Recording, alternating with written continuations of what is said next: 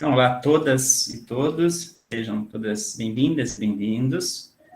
Esse é mais um evento do projeto Compartilhando Conhecimento e Ações da Universidade Tecnológica Federal do Paraná, tutelado pela professora Adriana. E hoje nós estamos aqui para conversar com uma pessoa muito especial, né, que é a Bárbara Canto, professora Bárbara, pesquisadora. A Bárbara tem graduação em Filosofia pela Universidade Federal de Pernambuco. Ela tem mestrado em Filosofia pela Universidade Federal do Paraná, com o título da dissertação Entre o Materialismo e o Messianismo, né? E atualmente faz doutorado na mesma universidade. A gente vai falar um pouquinho, quem sabe, né, sobre a sua tese, né, sobre o que ela anda pesquisando, o que ela anda trabalhando, né? Mas antes disso, eu queria saber, né, de quem é a Bárbara, né, em carne e osso, na tia, né, como ela se apresenta, como ela se identifica. Então, Bárbara, né, eu não sou a pessoa mais adequada para lhe apresentar, né, eu admiro muito, então, poderia dizer um pouquinho também sobre essa pessoa? É difícil, Altieres, mas a gente vai tentando, né, esse processo de busca, né, de conhecimento de si mesmo. Mas, antes de tudo, eu queria agradecer muito o convite, né, para essa conversa. Eu fico muito contente de poder participar de uma coisa tão interessante assim. Dizer que é muito bom compartilhar esse espaço com você, né, meu colega de doutorado, né, tivemos a oportunidade de bater muita conversa, trocar muita coisa durante o tempo que estivemos juntos, né, durante as disciplinas, e é uma satisfação enorme estar aqui. Eu agradeço novamente o convite. A minha definição, né, como eu me vejo, seria uma cor bem interessante, né? Eu acredito que a gente está o tempo todo nesse processo de conhecimento, né? Do que eu conheço até hoje, eu posso dizer que eu sou uma mulher batalhadora, trabalhadora, professora de filosofia, do ensino médio, né, na rede estadual de ensino. Eu sou mãe de 2 crianças e essa é a parte mais que me passa muito mais, né, na minha vivência, foi a que me trouxe muito mais aprendizado e conhecimento sobre mim mesma e sobre o que significa educar um outro ser humano. A partir disso, a minha visão mesmo sobre educação mudou radicalmente. E é interessante porque eu tenho vários sobrinhos e eu sempre imaginei que eu saberia o que significa educar, né? E é bem diferente, completamente diferente. Mas é um desafio incrível, ele não se esgota, ele tem várias facetas e o aprendizado é constante. Hoje, eu acredito que 70% do que eu me vejo vem muito em decorrência disso, né? Do fato de ser mãe e de aliar essa minha condição com todas as outras coisas que eu preciso fazer, né? Eu sou mãe, essa é a coisa que mais toma meu tempo cotidianamente, mas eu também sou pesquisadora, eu também sou professora, eu também sou companheira de alguém, eu sou filha de alguém, eu sou irmã de alguém, e tudo isso se encaixa de maneiras que às vezes nem eu entendo, nem eu compreendo. Mas é maravilhoso. E nesse momento eu tenho estudado muito sobre a condição da mulher, sobre a nossa visão de mundo, nossa posição, nosso estar no mundo, né? O quanto ele é atravessado por várias coisas, como ele é atravessado por instâncias que aparentemente não estariam juntas, mas que se coadunam de uma maneira muito interessante. Então é isso, eu espero poder deslindar um pouquinho mais esse fio a partir da nossa conversa. Muito bem, Bárbara. Eu poderia dizer que a minha terapeuta até hoje não conseguiu me explicar também quem eu sou. Pois é. Bárbara, uma pergunta que eu nunca lhe fiz e talvez já gostaria de ter feito há muito tempo. Eu gostaria de saber como que nasceu, né? Como que foi o seu encontro com a filosofia e como é o seu relacionamento com esse saber? Meu encontro com a filosofia foi, eu acredito, até bem tradicional. Eu, lá no ensino médio, me deparei com uns textos de uns cabeçudos gregos, né? O primeiro texto filosófico que eu li foi a Apologia de Sócrates, E aí, depois de ter lido aquilo, me fascinei de uma maneira, assim, gigante. E aí fui procurar os outros livros, acabei lendo, né, assim, antes mesmo de entrar na universidade, várias coisas do Platão, fui atrás da República, Banquete, outros diálogos também. É claro que eu não tinha noção, nem metade do que significavam aqueles textos, mas as inquietações que estavam ali, as perguntas eram muito próximas do que eu também que eu me fazia. Sabe, o que é virtude, o que é justiça, qual é o ideal de uma cidade, tudo estava muito passando na minha cabeça naquele momento. Mas interessante é que o meu primeiro vestibular nem foi para filosofia. Quando eu falei que queria fazer filosofia para minha família, todo mundo perguntou se eu estava louca, o que era que eu ia fazer da minha vida com filosofia, e acabaram me dissuadindo e eu acabei fazendo vestibular para história, que também era uma área de interesse, né? Mas eu acabei não passando no vestibular de história. E aí eu até agradeci, eu disse, quer saber, que bom. Ano que vem eu vou fazer de novo e dessa vez eu vou fazer para a disciplina que eu quero, que é a filosofia. O que eu vou fazer com isso depois, eu não faço a menor ideia. Uma vez lá na faculdade, eu descubro o que fazer com isso depois. E aí, foi logo também na época, isso foi em 2008, foi na época que a filosofia voltou para o ensino médio, e aí eu disse, olha, tá vendo, agora eu já sei o que fazer com filosofia, já tem alguma coisa a fazer com isso, eu vou dar aula. E aí, desde então, foi... Assim, passei por várias fases também, né? Em algum momento eu me tornei cética, no outro eu quis estudar empiria, no outro eu estava envolvida demais com a filosofia grega, no qual eu voltei para a filosofia grega, e aí depois me apaixonei pela modernidade, e aí em cada época era uma paixão diferente. Eu estava bem volúvel, até chegar no final e descobrir que era na contemporaneidade que meu pensamento se encaixava mesmo. Mas até então eu estava envolvida com a Hannah Arendt. A minha filósofa era a Hannah Arendt, era ela que eu queria mesmo estudar. E estudei por um tempo, mas não foi depois com quem eu me abracei, né, para fazer pesquisa mesmo. Apesar de ler bastante ainda, de adorar o pensamento dela, não foi ela que me levou para a pós. Foi o Walter Benjamin. É interessante, assim, também algumas dificuldades que surgem quando você quer estudar alguma coisa. E eu acho que a filosofia e a mulher, história, ou talvez faltou história ali. E eu queria saber um pouquinho, assim, como que você vê essa relação entre a mulher e a filosofia? Porque já percebi na sua fala que já teve algumas dificuldades que veio da família, né? Mas a gente sabe que é uma história longa e que a relação, talvez, não foi a das melhores, né? Pelo menos desde quando a filosofia é filosofia. Então, meu atual projeto de estudo, né, agora no doutorado, fazer um estudo histórico sobre como houve um processo de apagamento e invisibilização da mulher, né, e isso não só dentro da filosofia, mas de uma forma geral. Mas aí dentro da filosofia, a gente percebe que muitos textos, né, de mulheres ficaram completamente fora dos cânones. A gente não encontra mulheres, as poucas mulheres que conseguiram entrar dentro desse escopo fechado e sisudo, que é os cânones filosóficos, a gente vê pouquíssimas mulheres lá. Na verdade, de cabeça a gente só consegue falar na Hannah Arendt, né, que foi uma que conseguiu se fazer reconhecer. Mas tantas outras mulheres que contribuíram de forma fascinante ficaram completamente de fora. Então já tem um pensamento filosófico que tolhe o pensamento das mulheres, que não permite que elas participem do mesmo ciclo, que não estejam na mesma mesa, não compartilhem dos mesmos resultados, enfim. Eu tenho descoberto várias mulheres que foram fascinantes, né? Recentemente tenho lido um pouco da Émilie de Châtelet, que é uma mulher maravilhosa, fantástica, que sozinha conseguiu fazer a tradução do Principia, né, do Newton, para o francês, e ela não apenas traduziu, como ela corrigiu várias das teses que estavam lá do Newton.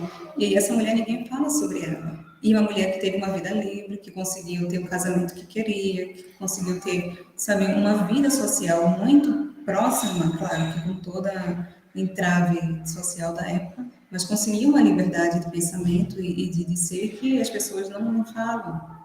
E várias outras, tem a Hipácia, né, na época da Alexandria, e tantas outras que a gente vê que não consegue ter o mesmo espaço.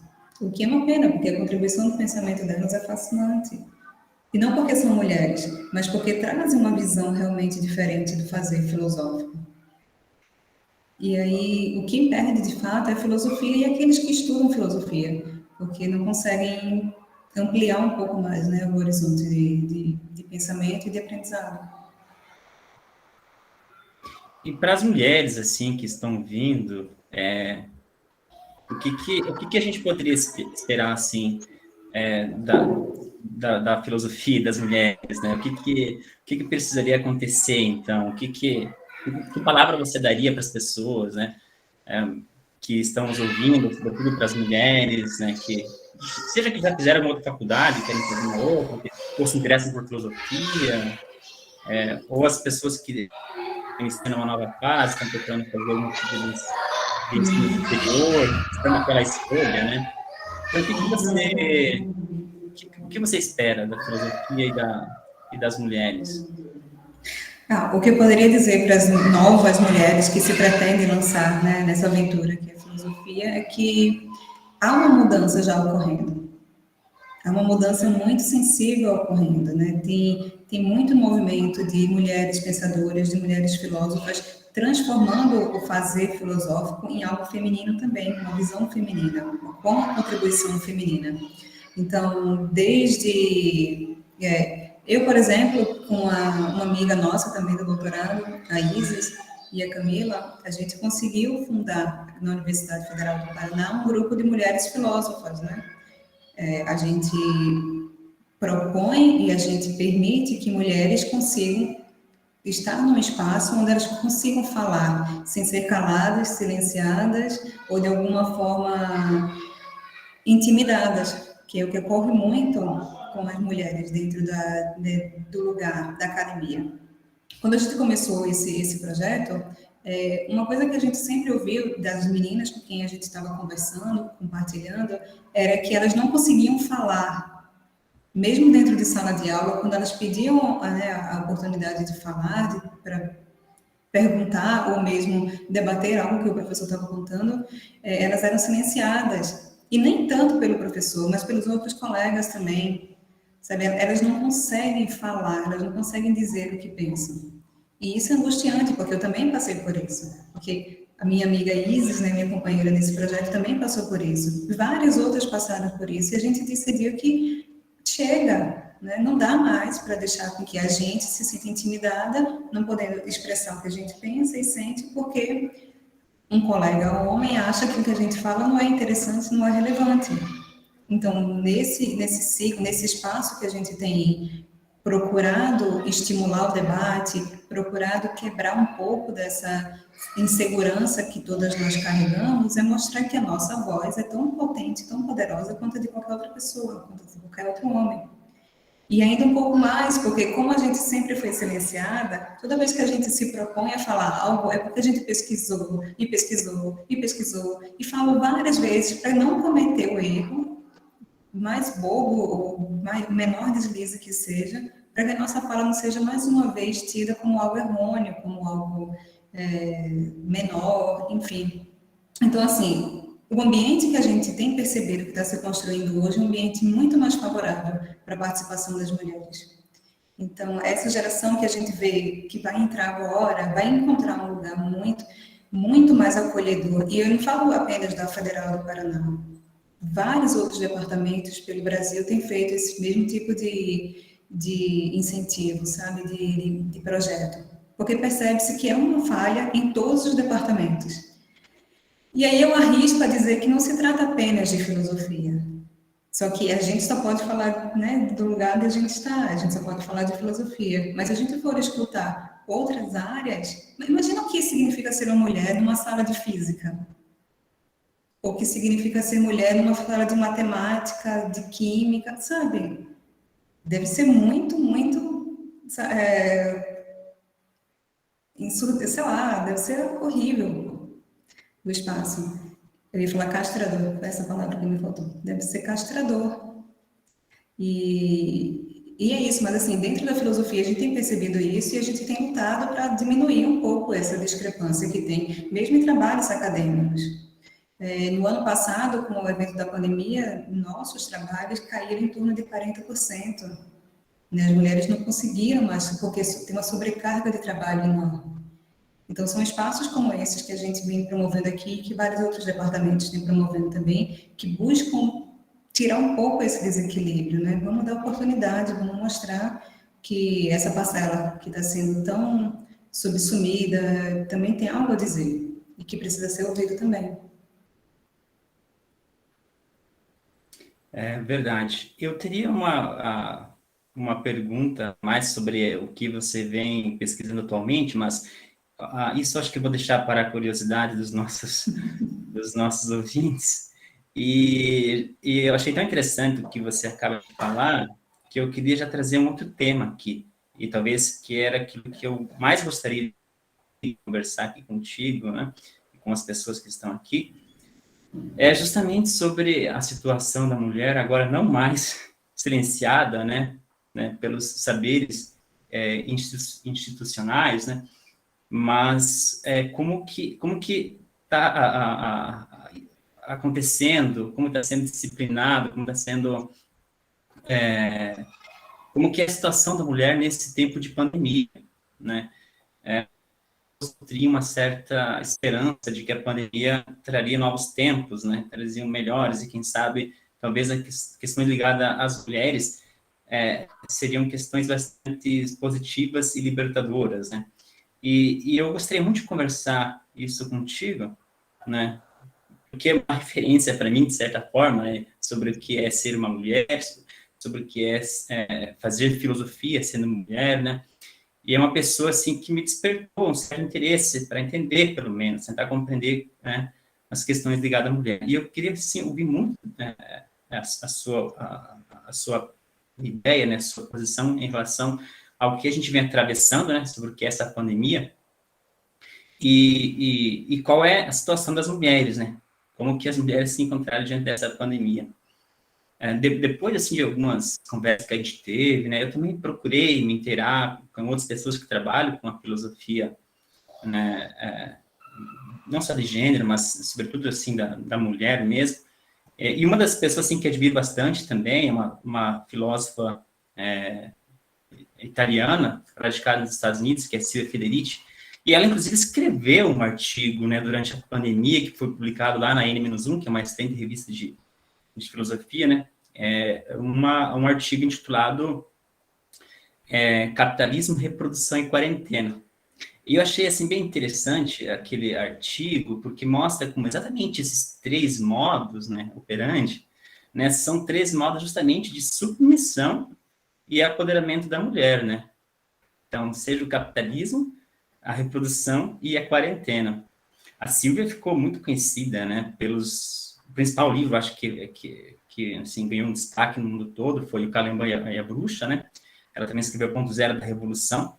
Mas esse artigo, assim, foi bem decisivo para a gente pensar, né, o que está acontecendo agora, né, em relação à pandemia e, sobretudo, em relação à mulher, né? Eu até gostaria de falar um pouquinho sobre o que ela pensa sobre capitalismo, reprodução e pandemia, mas eu tô mais interessado em saber, né, da Bárbara, né, como que ela está vendo esse tempo, né, trágico que a gente está atravessando e como que a mulher está atravessando esse momento, que eu acho que é diferente de como, né, os homens estão atravessando.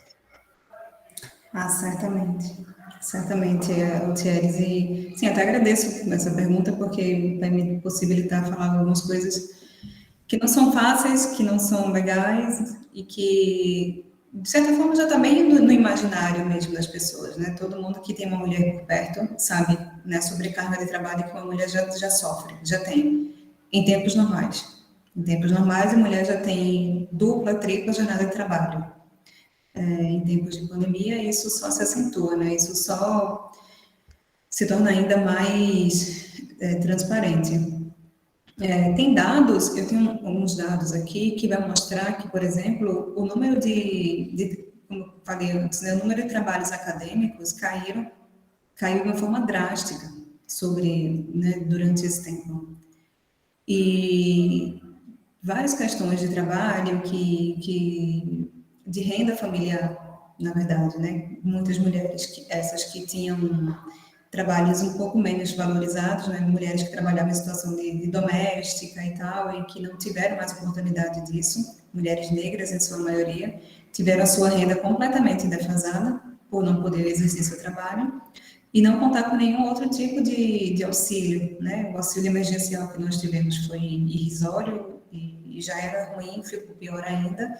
E o que a gente tem hoje são famílias que são sustentadas por mulheres negras, em sua maioria, passando fome, né? Em situação de fome, de insegurança alimentar grave, né? Que é o nome eufemístico para dizer fome. Então, são essas mulheres que estão sofrendo a maior carga, né, durante todo esse processo. Enquanto elas têm que, muitas vezes, ter que escolher entre pegar o vírus ou dar de comida aos seus filhos, né, morrer de Covid ou morrer de fome, a gente tem uma classe trabalhadora que está numa situação devastadora, né? E são essas mulheres que são chefes de família que estão sentindo mais esse peso. Do meu ponto de vista, porque, né, eu sou uma mulher, mas eu sou uma mulher branca, eu sou uma mulher que estuda, que faz um doutorado, que está na universidade pública, então eu sou uma mulher que tem privilégios. Mas ainda assim, eu sou uma mulher que ainda tem uma sobrecarga de trabalho imensa, porque eu tenho 2 filhos, porque eu preciso dar aula, porque eu preciso dar conta de uma tese, que eu preciso ter uma casa limpa, preciso ter comida na mesa. E por mais que eu tenha o meu companheiro também super ativo, dividindo essas tarefas comigo no cotidiano, né, as tarefas domésticas, do meu ponto de vista, ainda há uma sobrecarga. E eu ainda sou mais requisitada pelos meus filhos. É a mim que eles sempre estão recorrendo, é a mãe que eles sempre estão chamando, é a mãe que está ali a tiracolo. Então, ainda que a gente tenha uma situação que seria ideal, né, de trabalhos domésticos, sendo exercidos de forma, né, igualitária, né, para que não haja uma sobrecarga, do meu ponto de vista de mulher branca privilegiada de universidade, ainda há uma sobrecarga sobre mim. Sobre essas mulheres, então, é devastador, é algo... Fora isso, a gente viu que cresceu exponencialmente o número de violência doméstica, né? A gente está falando de uma coisa que é sobrecarga de trabalho, que é algo aceitável, porque a nossa sociedade é capitalista, porque a nossa sociedade propõe esse tipo de coisa, exerce e exige esse tipo de relação, né? De trabalho e tudo. Mas se a gente for pensar nesse outro ponto, a violência doméstica explodiu no país. E ainda com o agravante de que há subnotificação imensa sobre esses casos. Então, são várias mulheres que chegam para declarar, né, um caso de violência doméstica que é tipificado em outra esfera criminal, né? Não entra como violência doméstica, não entra como uma violência contra a mulher, vai entrar como agressão e várias outras coisas. Então, não bastasse a gente estar obrigada a estar dentro de casa, cumprindo todas essa sobrecarga de trabalho, ainda tem o fato de que nós estamos sendo violentadas dentro de casa. A gente está sendo vítima de vários tipos de agressões e feminicídio também, que aumentou. E a taxa de feminicídio, além de ter tido um crescimento exponencial, ela aumentou em decorrência, porque já era assim, né? O maior número de feminicídio era daquele decorrente de um familiar, de alguém conhecido, de um parente, de um amigo. Não é feito a partir de um estranho. Então, imagine você estar dentro da sua casa com o seu agressor e você não poder falar nada, e você não poder denunciar, e você não poder nem sair de casa para trabalhar. Então, é isso que boa parte das mulheres, não só no Brasil, né, mas no mundo inteiro, tem sofrido, tem vivendo. Essa é a realidade de muitas de nós. E é duro e é difícil falar sobre isso. A gente precisa falar sobre isso, porque isso ocorre simultaneamente, né? A nossa estatística é avassaladora, é deprimente. E pouco tem sido feito para diminuir esse tipo de estatística, esse tipo de número, que é triste e, enfim. Mas é isso. Desculpe a baixa astral agora, mas é porque é necessário. Salvo engano, a primeira morte por Covid no Brasil foi de uma mulher, não foi? Negra, doméstica, que acabou se contaminando porque seus patrões vieram da Itália, que naquele momento era o epicentro né, da Covid, da epidemia, e ela acabou pegando dos patrões. É claro, não tinha possibilidade de se tratar. Os patrões tiveram toda possibilidade de tratamento, conseguiram ficar bem, mas ela não. Ela morreu. Foi o primeiro, e isso é muito emblemático. Porque é isso que vai ser observado por todo esse período e que ainda é observado, porque por mais que muita gente imagine que a epidemia passou, que a pandemia passou, não passou. Ela está aí e se não for cuidada, o número de mortes vai aumentar, porque a cada nova variante que se descobre, o número de contágio é maior, de transmissibilidade é maior, de letalidade é maior. Então, é uma situação que ainda existe e que, pelo jeito, vai perdurar mais um pouco ainda. Por isso que é importante e é necessário a gente falar sobre isso. E é muito importante, assim, eu acho necessário falar sobre isso, né, e ficou muito claro na sua fala, é que justamente, né, as mulheres, né, os trabalhadores, sobretudo os pretos, são os mais vulneráveis, justamente porque estão mais expostos, né, ao vírus, né, enfim, né, então, vírus mata humanos, né, mas mais expostos, digamos assim. No início da pandemia, tinha uma imagem que todo mundo gostava de colocar, que era: estamos todos no mesmo barco, né? Estamos todos no mesmo mar. Né? A gente até pode estar no mesmo mar, mas a embarcação que cada um de nós ocupa nesse mar é bem diferente. Né? A gente não está no mesmo barco, não tem a menor possibilidade de estar no mesmo barco. Ou como aquela figura do mesmo barco do Titanic, né, estavam todos lá, né, mas alguém teve um bote depois, né, para quando a coisa estava pegando mesmo, né, tinha uma saída, né, e muita gente não tem essa saída, né, não teve, né, muita gente se perdeu, né, a gente está aí com mais de 600 mil mortes por Covid, né, teve muita negligência política, né, e como sempre, né, os mais vulneráveis são aqueles que acabam sofrendo mais. Bom, eu fiz tanta pergunta para a Bárbara, e agora eu queria abrir um pouquinho a discussão para as outras pessoas, né, que querem conhecer um pouco melhor a Bárbara, que querem fazer alguma pergunta em relação à filosofia, ou em relação à pandemia, enfim. Sander. Eu mesmo.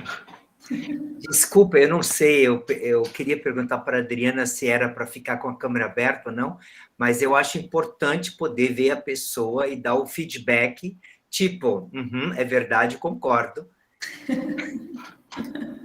Ó, eu acho que tem uma questão... Oi, Adriana. Eu falei, fique à vontade, Sander.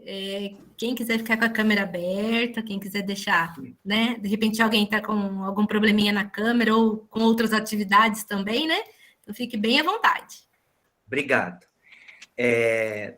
Bem, eu quero homenagear a nossa entrevistada, convidada, honrosamente com a famosa frase em latim: philosophy est mater studiorum.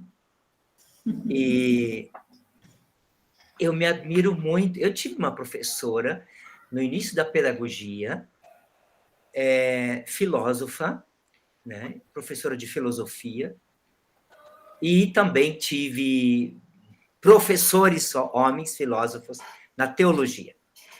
Mas, Bárbara, é uma honra conhecer você. Obrigado por este momento muito importante, no momento em que o governo está cortando a massa crítica, ou os canais que possibilitam a massa crítica dos nossos alunos, das nossas crianças. E você, como professora no ensino médio de filosofia, é uma exceção, uma rara exceção, vamos dizer. Até na nossa universidade, ontem, eu fiquei sabendo de que foi cortado os 10% de obrigatoriedade nos cursos de engenharia das disciplinas de humanidades. Isso afetou a gente diretamente. Mas a minha pergunta para você, olha, muito legal, obrigado por essas considerações todas. Eu tomo nota de tudo, ou daquilo que eu posso, porque é uma forma de eu estudar, é a forma do meu autoconhecimento, de saber como o Ricardo consegue guardar as coisas. Então, eu escrevo e faço flechinha e tal. A minha pergunta a você é, Bárbara, existe, se é que existe, uma diferença da visão feminina a partir do seu lugar enquanto filósofa, enquanto pesquisadora nesta área do pensamento, do exercício do pensar crítico, em contraposição com uma visão masculina, do que seria, então, essa diferença na filosofia. Não sei se está claro para você, ou se eu me expus claramente. Eu vou respondendo aqui, e aí você me diz se eu cheguei perto de responder. Uma coisa que eu vejo muito claro, Ricardo, é que, quer dizer, não sei se você prefere Ricardo ou Sander, eu vi o Altieres e a professora falando. Ótimo, então. Tem uma forma bem diferente de encarar a filosofia. Eu vejo muito nos meus colegas homens, né, isso desde o mestrado, isso desde a graduação, que há uma tendência a se especializar muito rápido. Há uma tendência a fechar o seu pensamento muito rápido, circunscrever a sua área de pensamento, sabe? Tipo, a maioria dos meus colegas homens, na graduação, já tinha fechado o seu objeto de estudo. E esse objeto de estudo é o mesmo que vai perdurar no mestrado e é o mesmo que vai ficar na graduação. Do que eu vejo das minhas amigas, né, e aí da graduação, as que eu ainda mantenho contato e as que eu conheci já no mestrado e no doutorado, a nossa gama de interesse é muito maior, porque à medida que a gente se depara com um pensamento, uma lacuna, uma coisa que esse pensamento desperta, descobre, a gente vai buscar em outra pessoa, em outro pensamento. E assim, a gente não fecha muito rápido, muito cedo o nosso objeto de estudo. A gente tem uma tendência a ir o mais horizontal possível, sabe? Tentar contrapor muitas ideias ao mesmo tempo. E assim, eu nem consigo achar que isso seja ruim ou que isso seja bom. Do ponto de vista acadêmico, essa postura masculina é desejada, é esperada. É esse tipo de pesquisador que a academia deseja. Aquele que sabe uma vírgula lá na crítica da razão pura, que consegue identificar, sabe, de onde a citação veio, de dentro da filosofia do direito de Hegel. É esse profissional que a academia busca. E é esse profissional que eu sinto que nós, mulheres, não conseguimos ser. Por isso que é tão mais difícil para a gente conseguir fazer fechar, delimitar muito rapidamente nosso escopo, no nosso objeto de trabalho, nosso objeto de estudo. A gente precisa pensar um pouco mais, enlarguecer um pouco mais, sabe? A nossa prática mesmo de pensamento e de descoberta e entender um pouco mais horizontalmente como é que a filosofia é feita. E aí é por isso que a gente acaba ficando um pouco... Porque também... Além desse aspecto, tem uma busca produtivista muito forte dentro da academia. A academia quer profissionais, quer estudantes, quer alunos, pesquisadores produtivistas.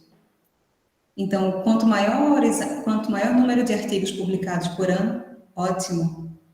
Esses são aqueles que vão conseguir pegar um cargo muito bom numa universidade, que vão conseguir... Né, a avaliação de currículo é um elemento importantíssimo na hora de qualquer contratação, de qualquer concurso. E aí a gente novamente sai atrás, porque a gente não tem esse ritmo. Primeiro porque somos sobrecarregadas de trabalho. Então, a gente já não consegue publicar 3, 4 artigos no ano. em revistas de circulação muito boa, né? Revista A2 de Quali A2. No máximo, B1, assim, B2 já é coisa para quase amador. Então, são qualis altíssimos e que a gente precisa estar o tempo todo correndo atrás disso. Então, a gente já fica atrás nesse quesito também, porque a gente não tem a gente não consegue dar conta disso tudo. Primeiro por conta da sobrecarga, mas também porque não é da nossa forma de ver e de pensar a filosofia. A gente não pratica a filosofia desse jeito, publicando qualquer coisa a qualquer custo para ter um rendimento depois. Então, acho que essa é uma das maiores diferenças da nossa forma de fazer e de pensar a filosofia. E aqui, novamente, não estou tentando fazer um juízo de valor a respeito disso. Só tentando mostrar como é que são essas dinâmicas, né? Dentro da universidade.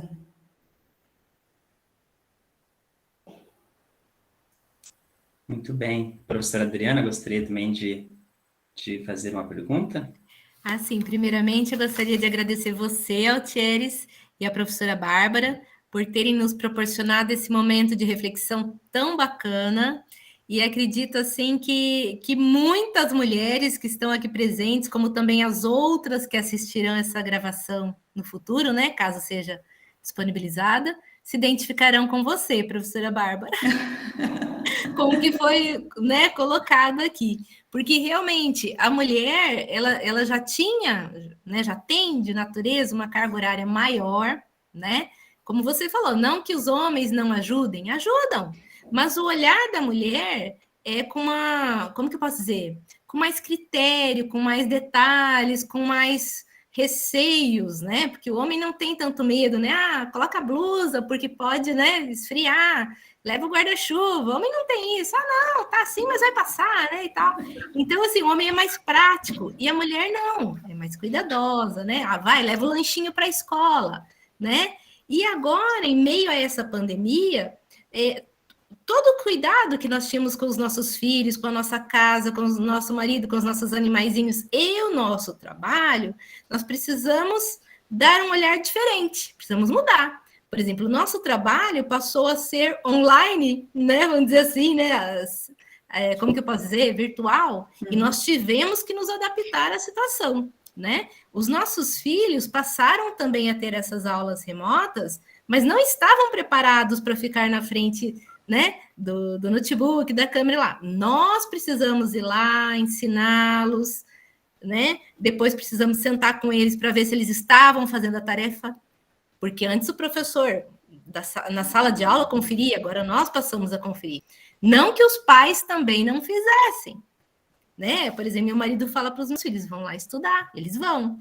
Mas não fazem tudo, daqui a pouco eu vou lá, vamos ver se fez tudo, né? Eu estou com dúvidas. Então, assim, é a mãe. Então, a mãe que já possuía uma carga horária grande, maior, ficou muito maior, né? E aí aquela história, os filhos estão estressados em função da pandemia. A mãe não pode estressar, a mãe não tem tempo para estressar. Não pode se permitir. É o meu caso, eu não me permito estressar porque é coisa que para, né? Então, eu acho assim que foi muito bacana, Altieres, né? Você tira esse olhar para a mulher, né? E fala assim, puxa vida, é um momento de parar e discutir sobre como está a mulher nesse meio à pandemia, né? Como que estão se virando, o que mudou, estão dando conta, né? Inclusive, eu quero saber, Bárbara, a vitamina que você toma, passa para a gente aqui, porque é muita coisa, muita novidade, né? Então, desde a forma de nós fazermos as nossas compras no mercado, a forma como nós pagamos as coisas mudaram, muita coisa mudou, né? Então, assim, nós tivemos que nos adaptar. Não que os homens também não tivessem. Tiveram, né, Sander? Me ajuda aí, né, Thierry? Claro que sim. Mas quem é mulher, quem é mãe, realmente aumentou a carga horária. Então, muito obrigada. Me identifiquei muito com o tema, fiquei muito feliz, né, Altieres, por você e a Bárbara terem trazido esse tema para a gente. Obrigada. Oi, Adriana, estou ouvindo você falar aqui e comecei a dar risada sozinha da situação. É que a mulher, ela é mais detalhista, né? A mulher vê coisas que o homem, que para ele não é tão significativo. Eu vejo aqui por casa, às vezes eu vejo um detalhe e meu marido fala, mas que você está vendo aí? Não estou vendo nada, não sei o quê. Então, a gente fala, né? Ó, faz isso, faz aquilo. Então, eles não é por mal. É que o homem não observa tantas coisas, a maioria deles, tem as exceções, claro, né? Ele não observa tantas coisas quanto a gente. E eu sempre falo assim, que a gente fica procurando, parece que a gente fica procurando problema, e o homem fica fugindo do problema, ele não quer saber. E a gente procura o problema, né? Então, hoje aconteceu uma situação aqui em casa que eu achei muito engraçada, e eu não sabia se eu brigava ou se eu dava risada. A minha filha fez uma chamada de vídeo, que ela estava lá em Londrina, fez uma chamada de vídeo à tarde. E o meu esposo entrou do serviço dele, a outra filha minha entrou, e eu também estava trabalhando na hora, que eu também estava atendendo alunos. E aí eles, assim, agiram como se o pai e a mãe o pai está trabalhando e a minha filha, eu também estou trabalhando. Então a mãe, porque a mãe está em casa, né, está trabalhando de casa, a mãe não está trabalhando, você entendeu? Então, assim, são umas coisas que, às vezes a gente vê, poxa, a mulher tem que se desdobrar, tem que se preocupar com a casa, com os filhos, né, com netos, que é o meu caso, supermercado, e pensar que, o que vai ter de janta hoje, né? Ou o que a gente vai fazer amanhã, que é uma preocupação que, na maioria das casas, não vem do homem, vem da mulher, né? Então, a gente se sobrecarregou muito, porque, além de todos os trabalhos que nós estamos realizando, que não estávamos tão preparados, né, para executá-los, a gente foi adquirindo mais trabalhos.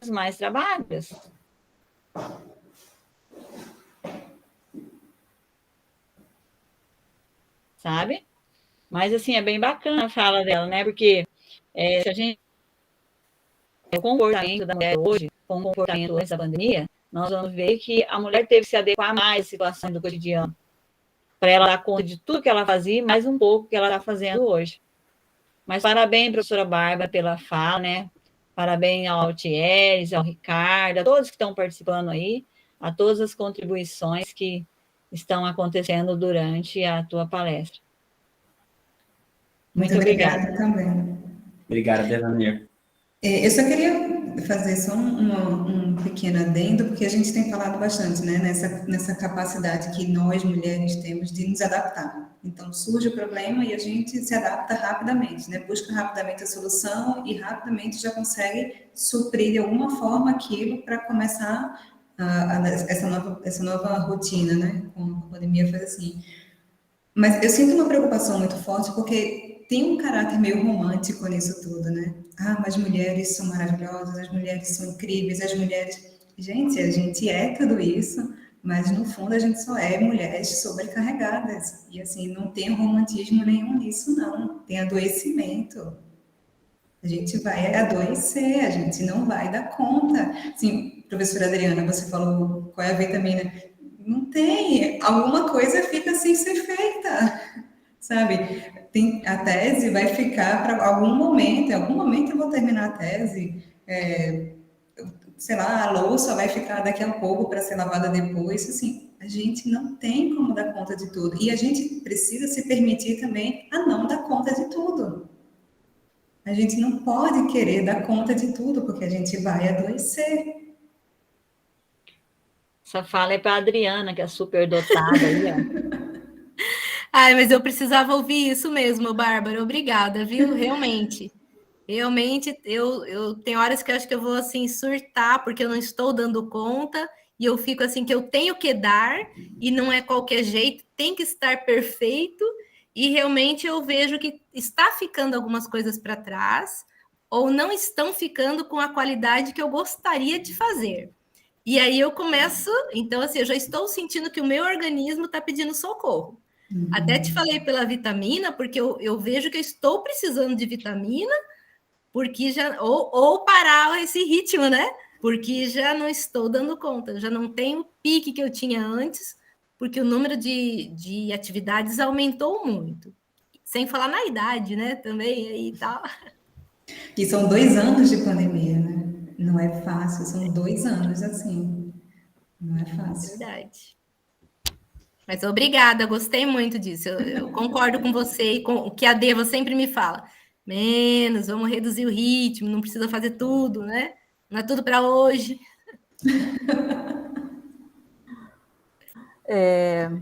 Bárbara, ótima palestra, ótima fala, é bom para nós lembrarmos que o que você falou, a gente tem que se permitir, né, errar, né, não querer estar à frente de tudo. Eu acredito que a pandemia foi um gatilho em vários sentidos, né? Você falou de mais denúncia de agressores, porque as mulheres estão tendo que conviver mais com seus companheiros agressores.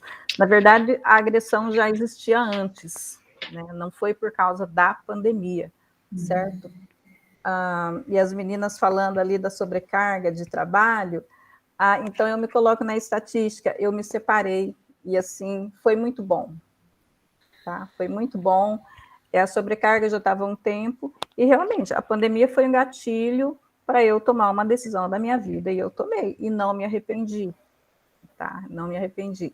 Eu sei que cada um tem uma maneira de ver a sua vida, né, de levar a sua vida, mas enfim, e você falou dessa denúncia dos agressores, e eu queria saber o seguinte, existem dados, né, se essas mulheres que denunciaram seus agressores tiveram um caminho diferente na sua vida, ou será que simplesmente ficou por isso mesmo, continuaram a convivência com esses agressores? Não sei se você tem algum dado a respeito disso. Infelizmente não, Marli, não tenho. Eu só tenho, o ano passado, eu fiz um levantamento que estava construindo um livro, está saindo um livro esse ano sobre a situação da mulher em geral. E aí tem um capítulo que eu ajudei a escrever, que é sobre a mulher em Curitiba e região metropolitana. E aí é falando do quanto o número de casos passou a ser notificado, porque até 2019 não havia nenhum tipo de tipificação para feminicídio e agressões contra a mulher especificamente, e é só a partir de 2020 que começou a se ter esse levantamento. Então, já era um número bastante alto para o início de levantamento desse problema.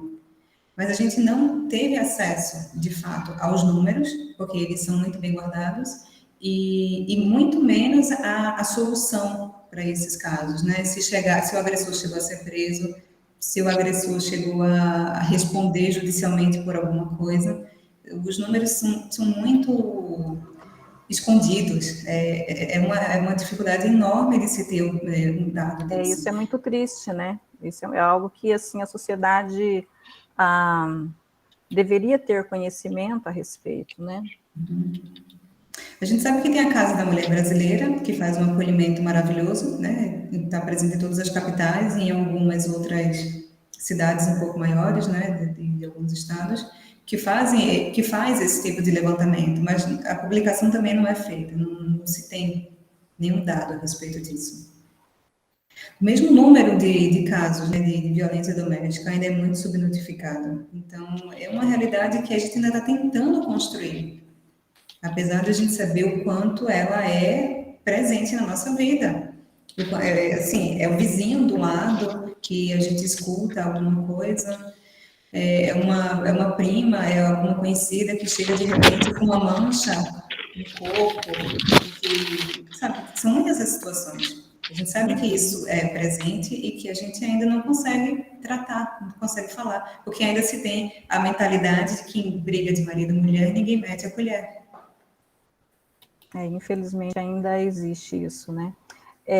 Só um comentário, você falou de como deve ser difícil ser uma acadêmica numa turma de sei lá, não lembro se você falou, matemática, engenheiros e tal. É só um exemplo de uma aluna nossa da UTF, que o pessoal conhece, que é a Thais Zorowski, e ela estudou ciência da computação, e me parece que tinha 2 meninas na turma, né?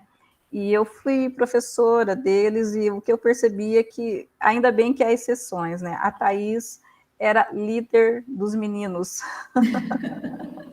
Eu achava engraçado. E ela tinha o coeficiente mais alto da turma, e era, assim, líder da turma. sabe? Eu achava muito interessante isso, porque normalmente a gente pensa que vai ser ao contrário, né? E ela foi uma exceção. E acredito que com o tempo isso vá mudando. Os meninos também hoje já têm uma outra mentalidade, né? Já tem um respeito maior pelas meninas. Eu percebo isso quando eu entro nessas turmas que são mais masculinas, né? Engenharia eletrônica, ciência da computação. Então a gente percebe que os meninos já têm assim uma mudança de postura em relação a ter meninas na turma, né? Ainda bem que isso está mudando. Mas obrigada, Bárbara, obrigada. Eu que agradeço. Muito bem. Mais alguém gostaria de colocar uma pergunta para a Bárbara, alguma coisa do gênero? Fique à vontade.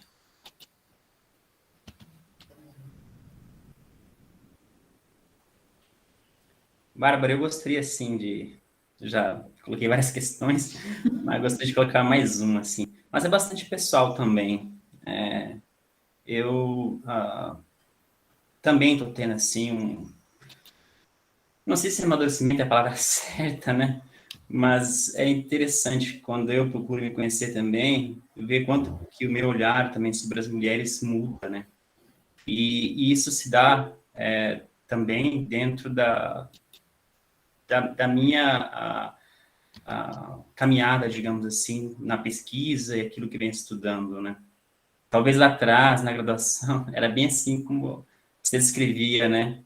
Eu queria estudar um autor e ia fazer mestrado, doutorado em cima daquilo.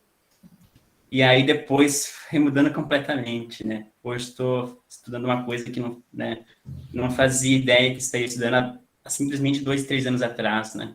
Uns 3 anos atrás. Então, e muitas dessas coisas vêm vem de uma influência feminina também, né?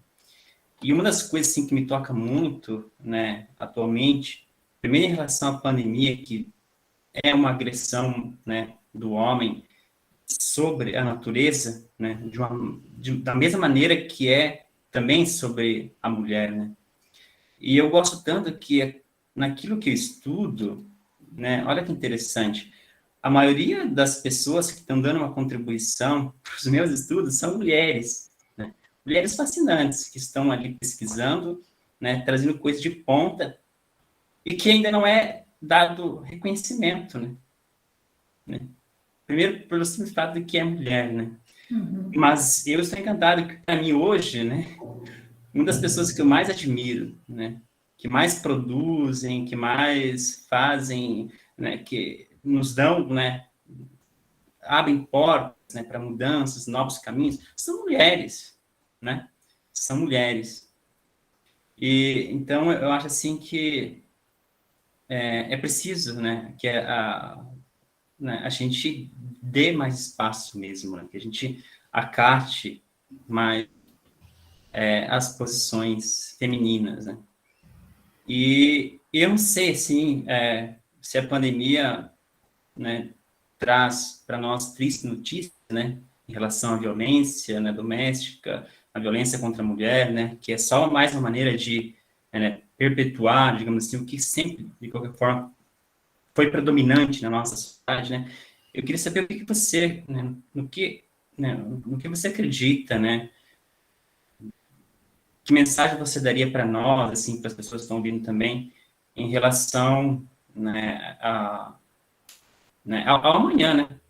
Que mensagem você deixaria para nós, assim, em relação à pandemia, às mulheres, né? Eu, assim, não sou otimista, nunca fui uma pessoa muito otimista, né? Mas eu gosto de me agarrar aquelas coisas que eu acho que fazem bem, né? Então, para mim, se agarrar às vezes à natureza, também é se agarrar né, às mulheres, também se agarrar a alguma coisa que nos dá, de qualquer forma, um chão firme, né? Para a gente pisar. Então, eu gostaria que você me desse, assim, também, uma fala sobre isso, se você teria. Eu também não sou otimista, Thierry. Não sou. O que eu poderia dizer, no que eu acredito de fato, é que, primeiro, que nós, mulheres, não queremos um lugar de destaque, não queremos um lugar. A gente não quer um altar. A gente só quer a possibilidade de reconhecimento da nossa capacidade, a gente quer construir junto. A gente quer que a nossa contribuição seja valorizada, porque ela é importante. Ela é, nesse cenário, eu acredito até que vital. Porque não à toa, o nosso lado de cuidado, né, é até difícil falar um pouco nisso, porque fica parecendo que há uma essencialização do que significa ser mulher, e isso não existe, eu não acredito nesse tipo de coisa. Mas há um olhar de cuidado que a mulher traz, que o feminino traz. Talvez porque foi sempre esse o lugar a que a gente foi, né, submetida. Foi sempre esse o lugar de cuidado. Cuidado de filho, cuidado de marido, cuidado de casa. Então, a gente, são anos, eras e eras da gente fazendo isso, da gente aprofundando esse olhar. Então, essa nossa questão do cuidado, cuidado de si, cuidado do outro, cuidado do meio ambiente, eu acredito que é uma grande contribuição que nós mulheres trazemos para o mundo. Essa integração com as forças da natureza, entender como essa ideia de progresso que a gente trouxe, que nos deixou até aqui e que é predominantemente masculina, branca, europeia, capitalista, é esse o legado que esse sistema nos deixou aqui. O colapso climático, o colapso da nossa existência no mundo. O planeta vai sobreviver, apesar de nós, mas a nossa existência está por um fio. Então, ou a gente toma isso como verdade e tenta mudar esse panorama, e aí através de muito cuidado, de muita luta, de muita... Ou a gente não vai ter... Ou as próximas gerações só vão sofrer ainda mais com escassez de água, com escassez de alimento, com escassez de luz solar, enfim, é muita coisa que vai acontecer daqui para frente. A gente ainda tem a possibilidade de reverter alguma coisa disso. Mas o trabalho tem que ser feito desde ontem, desde semana passada, desde o ano passado. A cada ano, o planeta perde um pouco mais de capacidade de se recuperar, né? A cada ano, o dia D, o dia em que o ano tem para se recuperar, diminui, né? Então, assim, eu não acredito, eu também não acredito que seja somente esforço das mulheres fazer isso, né? É até mais uma responsabilidade que não nos cabe. A gente tem que construir juntos. A gente é mais da metade desse planeta, mas a gente ainda tem que construir juntos, né? É isso. Agora realmente não consigo pensar um pouco mais. Não. Porque a emergência climática é angustiante. E está tocando a gente, e eu tenho 2 filhos, e eu estou apavorada com o mundo que eu vou deixar para eles. Muito bom, Bárbara. Muito bom. Muito obrigado pela resposta. Acho que é uma coisa que vibra nas outras também. É impressionante, né? Porque as pessoas que estudam, né, as mulheres, elas falam isso mesmo. Né? A necessidade de a gente construir junto, né? De criar esses laços, né? Então, sensacional. Obrigado, Bárbara. Mais alguém, gente?